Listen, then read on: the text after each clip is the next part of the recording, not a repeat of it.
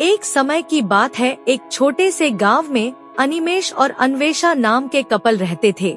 उनका एक अर्जुन नाम का बेटा था, जिसकी शादी रिया नाम की लड़की से हुई थी।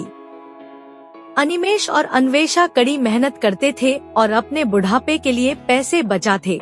रिया बहुत लालची लड़की थी और हमेशा अपने लिए और चीजें चाहती थी। जैसे जैसे साल बीतता गया, रिया का लालच और बढ़ता गया। वह अपने पास रखे चीजों से कभी संतुष्ट नहीं रहती थी। वह हमेशा अपने सास ससुर से महंगे तोहफे मांगा करती थी और उनके बचाए हुए पैसों में से भी कुछ हिस्सा अपने लिए मांगती थी। अनिमेष और अन्वेषा बहुत ही अच्छे पेरेंट्स थे, इसलिए उसकी सारी जरूरतों को पूरा करते थे ताकि परिवार में शांति बनी रहे।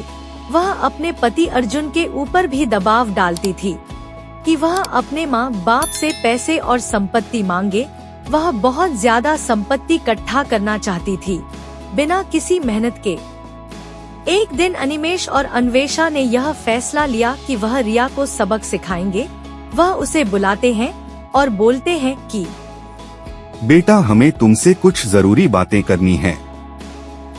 हमने यह फैसला लिया है कि हम अपनी जायदाद का कुछ हिस्सा अपने बच्चों में बांटेंगे और उसका कुछ हिस्सा तुम्हें भी देना चाहते हैं। रिया खुशी से झूम उठती है, क्योंकि वह हमेशा से यही चाहती थी।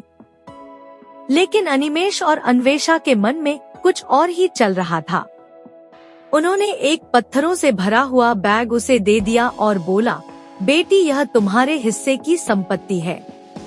रिया उस बैग को देखकर गुस्सा हो गई। उसने उस पत्थर से भरे हुए बैग को जमीन पर फेंका और जोर से चिल्लाते हुए बोली कि मेरी मजाक उड़ाने की तुम्हारी हिम्मत कैसे हुई?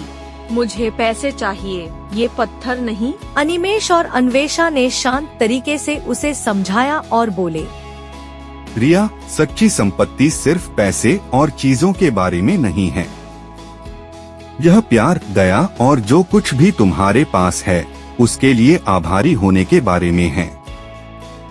हमने हमेशा तुमसे प्यार किया है और तुम्हारी देखभाल की है, और यह पैसों से भी अधिक कीमती है। रिया को एहसास हुआ कि वह लालच में कितनी अंधी हो गई थी।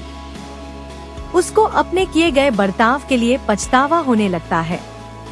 उसने अपने सास और ससुर से माफी मांगी और अपने तरीके बदलने का वादा किया। उस दिन के बाद से उसमें बदलाव आया और वह एक अच्छी बहू बन गई। रिया के बदलाव की बात पूरे गांव में फैल गई और सभी ने एक बेहतर इंसान बनने के लिए उसकी प्रशंसा की।